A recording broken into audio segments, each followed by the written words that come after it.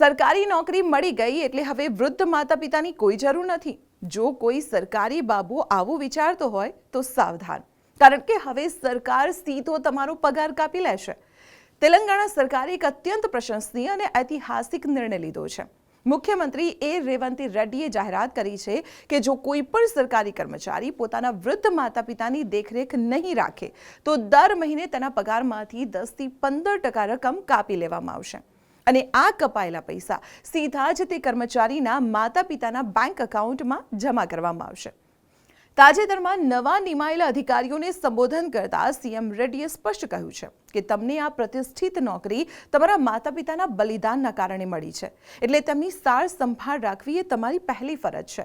આગામી વિધાનસભા સત્રમાં સરકાર આ બિલ રજૂ કરવા જઈ રહી છે। તો તમને શું લાગે છે, શું ગુજરાતમાં અને આખા દેશમાં આવો કડક કાયદો લાગુ થવો જોઈએ કે નહીં? કમેન્ટમાં તમારો અભિપ્રાય જણાવો અને આ વિડીયો વધુમાં વધુ લોકો સુધી શેર કરો અને આવી જ મહત્વની ઇન્ફોર્મેશન માટે જોતા રહો સંદેશ ડિજિટલ।